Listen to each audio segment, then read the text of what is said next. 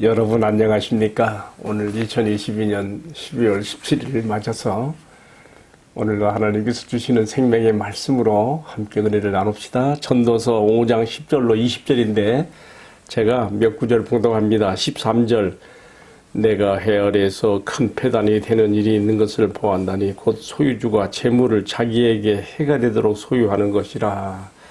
그 재물이 재난을 당할 때 없어지나니 비록 아들은 낳았으나 그 손에 아무것도 없느니라. 그가 모태에서 벌거벗고 나왔은즉 그가 나온 대로 돌아가고 수고하여 얻은 것을 아무것도 자기 손에 가지고 가지 못하리니. 17절 일평생을 어두운 가운데서 먹으며 많은 근심과 질병과 분노가 그에게 있느니라. 자, 방금 읽은 말씀들은요, 하나님 없이 돈과 재물이 자기의 우상이 된 사람의 이야기입니다. 이어지는 말씀은요, 하나님을 인생의 중심에 모신 사람의 재물관이 또한 그에게 주는 축복, 은혜를 말합니다. 18절부터 봉독해요. 사람이 하나님께서 그에게 주신 바 그 일평생에 먹고 마시며 해 아래서 하는 모든 수고 중에서 낙을 보는 것이 선하고 아름다움을 내가 보았느니 그의 몫이로다. 또한 어떤 사람에게든지 하나님이 재물과 부요를 그에게 주사 능히 누리게 하시며 제 몫을 받아 수고함으로 즐거워하게 하신 것은 하나님의 선물이라. 그는 자기의 생명의 날을 깊이 생각하지 아니하리니 이는 하나님이 그의 마음에 기뻐하시는 것으로 응답함이니라. 아멘. 방금 봉독한 말씀으로 자기 인생을 하나님의 선물로 사는 사람이라는 제목으로 함께 은혜를 나누겠습니다. 다시 말하면 자기가 살아가는 자기가 허락된 이 한평생을 하나님의 선물로 살아가는 사람이라는 뜻이죠. 자, 우리가 전도사를 지금 계속 묵상하고 있는데요. 이 전도서의 가장 큰 주제의 흐름을 먼저 우리가 생각하면서 각 장의 말씀들을 우리가 묵상할 필요가 있습니다. 가장 큰 주제가 뭘까요? 인생의 진정한 의미는 어디에 있는가? 바로 그 점을 지금 전도자가 찾는 거 아니겠습니까? 앞선 말씀에서는 특별히 하나님의 집, 성전에서 신앙이 하나님과 교통되는 그의 예배와 그의 또한 기도가 하나님과 교통되어지기 위해서 어떤 자세를 가질 것인가에 대해서 말씀을 나눴는데 오늘의 말씀은요, 이제 돈과 재물의 문제에 있어서 진정한 인생의 의미가 어디 있는가, 돈과 재물을 어떻게 내가 사용하고 어떤 재물관을 갖는 것이 진정한 인생의 의미를 갖게 되는 것인가, 바로 그 점에 착안해서 오늘 본문의 말씀을 들여다보게 되는 것이지요. 먼저 우리가 5장 10절 말씀부터 시작해서 17절까지 해서 돈이 자기의 주인이 되고 우상이 된 사람이 돈 때문에, 재물 때문에 얼마나 해악함을 입게 되는가에 대한 이해가 쭉 나와요. 한번 보겠습니다. 먼저 5장 10절에는요, 돈을 사랑하는 자는 그 돈으로 만족하지 못하고 또 부를 사랑하는 자는 결코 자기 소득으로 만족하지 못한다 하는 말씀을 주셨습니다. 무슨 말씀일까요? 방금 했던 말의 재반복입니다. 돈과 재물이 많으면 많을수록 만족하고 좋을 것 같은데 그렇지 않다는 거예요. 돈이라고 하는 것이, 재물이라는 것이 묘한 마력이 있어서 마치 블랙홀처럼 끌어당기는 묘한 힘이 있어서 가지면 가진 만큼 더욱 물먹는 하마처럼 더욱 바라게 된다는 것이지요. 제가 오늘 돈을 한 장 가지고 나왔어요. 이 돈이라고 하는 것이, 이 돈을 사랑하고 돈이 주인이 된 사람은 이 돈이 그 사람을 배반하게 됐다는 거예요. 이 돈 때문에 만족하고 그러니까 참 부함을 그렇게 누리게 되는 것이 아니라 더욱 여기에 매달리게 만들고 갈증하게 만들어서 배고프게 만들어서 결국 그 사람 망친다는 거예요. 그러나 하나님을 자신의 주인으로, 하나님을 자신의 배부름으로 삼고 사는 사람은 이러한 돈의 괴력에 좌우되지 않는 것입니다. 근데 같은 부자라고 하여도 이처럼 돈과 재물을 자기 주인으로 삼고 거기에 매여 사는 사람과 그렇지 않은 사람의 차이를 우리가 여기서 보면서 재물관에 있어서도 어떤 우리가 인생의 의미를 가져야 되는가 생각해 보게 되는 것입니다. 두 번째는요, 5장 12절에 나오는 말씀인데요. 노동자는요, 그가 먹는 것이 많든지 적든지 잠을 아주 달게 자게 되지만은 부자는 그 부유함 때문에 잠을 잘 수가 없다고 그렇게 나와 있습니다. 왜 그럴까요? 돈이든 음식이든 배부르게 되어지면요, 수면과 건강에 반드시 해가 오게 되어 있습니다. 그렇지 않습니까? 예를 들어 지금 돈과 음식을 비유해서 말했어요. 음식을 많이 먹고 그 칼로리를 많은 활동으로 막 소모해야 돼요. 노동자들은 먹고 일하면서 그 칼로리를 소비해서 잠도 단잠을 잔단 말이죠. 그러나 많이 가진 자는 그것으로 인해서 배부름을 얻어서 그것 때문에 걱정이 이것을 더 지키고 더 크게 불리려고 하니까 그런 그 걱정, 또 이것을 또 내가 잃지 않을까에 대한 걱정, 그리고 마치 배부른 자가 그 배부른 배를 부득이 안고 씩씩거리면서 제대로 잠잘 수 없는 잠을 청하는 것처럼 그렇게 된다는 것이죠. 참 이 속에서도 재물이, 돈이 그 사람에게 많은 것이 복이 되지 못하고 해로운 경우를 이렇게 말하고 있습니다. 세 번째는요, 5장 13절 14절에 나와 있는데요. 재물 소유욕이 지나쳐서 자신에게 해로움이 되기까지 쌓는 사람이 있는데, 그렇게 해봤자 재앙이나 재난의 때에 다 없어져 버린다고 하는 아주 참 두려운 말을 주고 있습니다. 그래서 자식을 낳았지만 자식에게 줄 것도 없게 된다. 그렇게 나오고 있습니다. 하나님을 사랑하는 자는 그 기업을 자자손손에 끼치게 되지만은 불의한 자의 재물은 의로운 자를 위해 쌓인다고 하시는 자문의 말씀도 있습니다만은 불의한 자가 아무리 많은 재물과 돈을 쌓아도 그것이 다 없어지는 날이 온다는 거예요. 실제 우리나라에서 과거 6.25 전쟁 때 그렇게 많은 돈과 재물을 쌓았던 사람들이 전쟁이 터지니까 하루아침에 다 그것이 물거품이 되고 빈손이 되어 그렇게 피난객이 되는 그런 참 이야기도 있었습니다만은 참 그렇습니다. 자식에게 그 자기의 수고와 노력에 끼치지도 못하는 그러한 그 제로쯤으로 가는 것을 여기서 말하고 있어요. 자, 네 번째는요, 5장 15절에 나옵니다. 따라서 사람은 태어날 때에 적신으로 왔으니 또한 적신으로 돌아가는 것이 하나님께서 정하신 순리입니다. 꼭 이 원리를 우리가 알아야지 정말 살아생전의 돈에 대한 바른 물질관을 가지고 살 수가 있어요. 어떤 사람은요, 쌓아놓은 돈과 재물이 많은데 그걸 다 못 쓰고 죽게 되니까 억울해서 눈을 못 감고 이를 바드득 하다가 죽는 사람도 있어요. 우리 친척 가운데 그런 사람이 있었어요.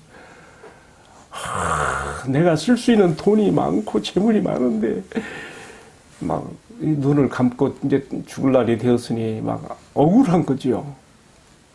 그래서 눈을 감지 못하고 이를 갈다가 죽음의 사자에게 끌려가는 것이죠. 다섯 번째는요, 5장 17절에 아주 의무심장한 말을 했어요. 이러한 갈 때 빈손으로 왔으니 빈손으로 가야 한다는 이런 이치를 모르고 살면, 그리고 또 돈이나 물질이 나의 주인이 되고 우상이 됐을 때에 그것이 블랙홀처럼 계속해서 나를 계속 해악하게 만든다고 하는 것을 모르면 어떻게 됩니까? 17절에 나와 있죠. 일평생을 어두운 데서 먹으며, 그가 먹는 음식 진수성찬하리라 하여도 비유할 때 그래서 어두운 데서 먹는 거라 그랬어요. 그리고 많은 근심과 질병과 분노 가운데 그의 일생이 마치라고 되어 있습니다. 얼마나 불행합니까? 그렇게 이렇게 얘기하니까 그러면 돈 벌지 말아야 되겠네요. 부자 되기 애쓰지 말아야 되겠네요. 우리가 그렇게 또 말할 수도 있어요. 그러나 제가 여기서 서두에 말씀드렸지 않습니까? 전도서의 주제가 가장 큰 주제가 뭐냐면 인생의 진정한 의미가 어딨냐에 그러한 것을 물어보면서 인생의 각 분야에 대해서 지금 파고 들어가는 것이죠. 오늘의 말씀은 돈과 재물에 관해서 이 점을 지금 우리에게 묻고 있는 거예요. 너는 정말 돈이 준이 된 그런 인생을 사느냐? 아니면 하나님이 너의 중심이 되어서 너의 그 재물이 너에게 복이 되느냐? 묻고 있는 것이죠. 그래서 이제 18절부터는요, 하나님께서 주신 그러한 그 물질이 자기의 복이 되어서 사는 사람의 이야기가 나옵니다. 18절에 보게 되면 그렇게 나와 있어요.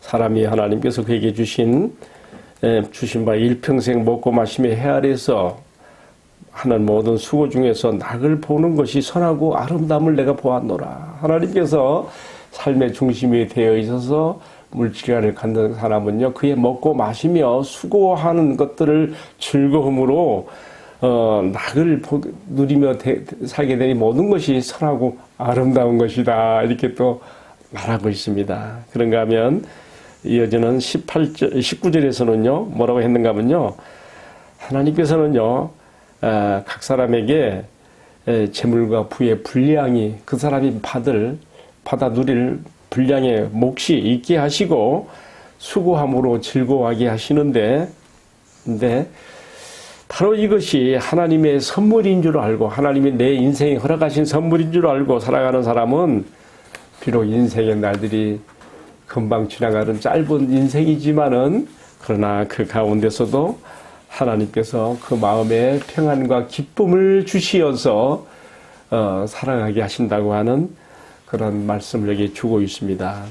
결국 뭐 여러 가지 얘기했습니다만은 저는 결론적으로 이렇게 말하고 싶어요. 예수님이 하신 말씀 누가복음 12장 15절에 그랬어요.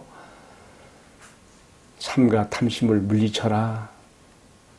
사람의 생명이라는 것은, 사람의 행복이라는 것은 그 소유의 많고 적음에 있는 것이 아니다. 우리가 이 점을 분명히 할 때에 정말 오늘 이 전도서 저자가 하는 말의 실체를 볼 수가 있습니다.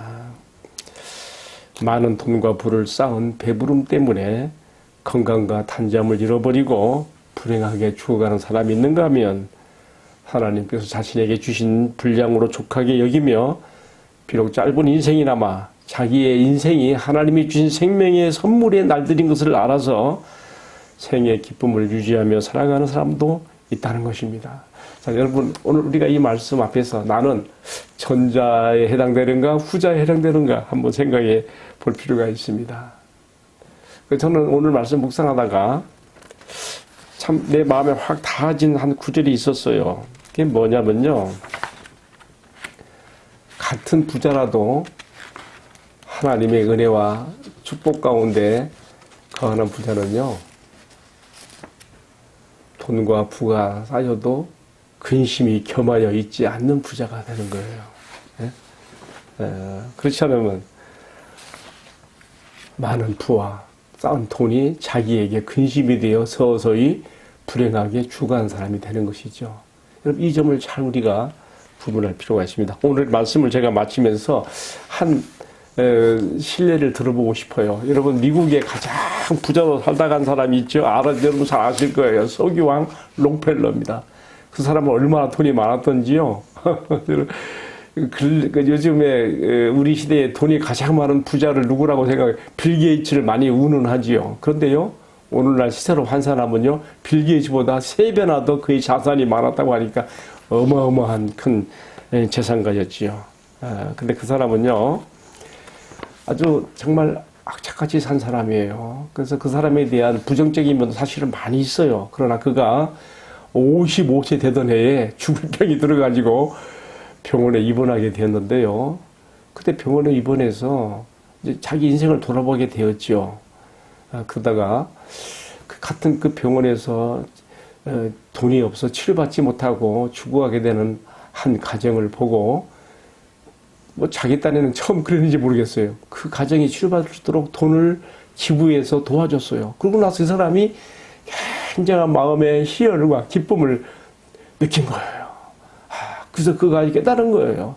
내가 쌓은 많은 이 부와 자산들을 내가 이렇게 선한 일에 내가 투자하고 나눔에 쓰는 것이 얼마나 나에게 행복한 것인가 깨달은 것이죠. 그래서 그 사람은 그때부터 정말 록펠러 자선단체를 만들어가지고 그 사람으로 이름으로 참 이게 베풀어진 많은 그런 선한 일들이 많이 있죠. 뭐 학교도 세우고 병원도 세우고 어린이 재단도 세우고 사실 뭐 많아요. 우리나라의 유명한 세브란스 병원도 따지고 보면 이게 록펠러에서 흘러나온 돈이에요. 그 록펠러 회사의 석유 회사의 스탠다드 정유 회사의 부사장이었던 세브란스 씨가 언더우드 선교사가 그 미국에 돌아와서 선교 보고 할 때 선교 보고 듣고 마음에 감동을 받아가지고 그 돈을 이렇게 기부해서 세워지게 된 병원인데 결국 록펠러 회사에서 다 나가는 돈이죠. 간접적으로 이렇게 된 거 아니겠습니까? 여러분 제가 무슨 말 하려고 이런 말 합니까?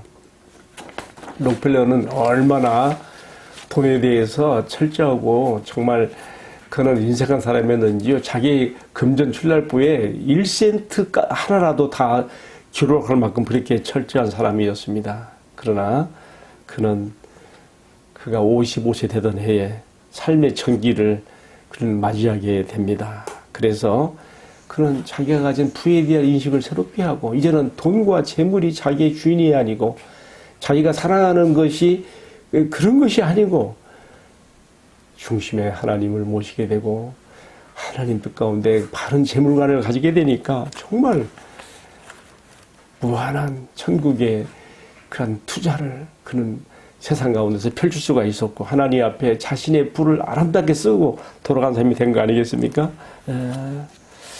오늘 말씀을 마치면서요. 진정한 부자 누구인가 그리고 누가 정말 행복한 사람인가 하나님께서 주신 자기 인생의 날들을 하나님의 선물로 알고 그 안에서 자기에게 주어지는 그런 재물들을 그런 분량의 목들을 지혜롭게 사용하는 사람 자기의 가진 소유로서 분량 안에서 자기가 만족하며 자족함을 가지며 분수 이상의 것들에 대해서는 정말 하나님 나라를 위한 선한 사업에 부한 이런 사람이 진정한 행복한 사람이고 하나님의 참 허락하신 그 인생의 날들을 하나님의 선물로 살아가는 사람이라는 것을 오늘 말씀으로 전합니다. 그렇지 못하게 되면 어떻게 됩니까? 오늘 제가 특별히 강조했던 17절 말씀 일평생을 어두운 데서 먹으며 이게 참 먹고 마시는 것이 행복하지 못한 거예요. 뿐만 아니라 그는 많은 근심과 질병과 또 분노 이런 가운데서 그의 생을 마치게 되리라. 여러분 오늘 이 말씀 마음에 깊이 새깁시다. 돈이 많다고 많은 재물을 가졌다고 행복한 게 절대 아니라는 것 우리가 말씀에서 배워야 됩니다. 진정한 행복은 하나님께서 내 삶의 주인이 되시고 중심이 되셔서 내가 사용하는 이런 재물, 물질도 하나님께서 나에게 주신 인생의 날들, 선물로 주신 날들을 위해서 아름답게 사용하는 사람, 바로 그 사람이 행복한 사람이고 하나님의 은혜 가운데 복받은 사람이 되는 것입니다. 함께 기도하겠습니다. 사랑하시는 주님, 모든 것이 주님께로부터 오며 주님께로 돌아가게 되는 이 분명한 원리를 우리가 기억하면서 우리가 이 세상을 살아가는 동안에 나에게 허락하신 분량의 몫을 내가 자족하며 만족하게 여길 수 있게 하여 주시고 또 그 이상의 것들에 대해서는 하나님의 선한 손길에 우리가 나눔을 가지며 우리 하나님 앞에 부유한 인생으로 살아가도록 하나님께서 주신 인생의 날들을 선물로 살아가는 은혜가 있도록 축복해 주옵소서. 모든 말씀을 우리 주님 예수 그리스도의 이름을 받들어서 기도하옵나이다. 아멘. 예, 마쳤습니다. 감사합니다.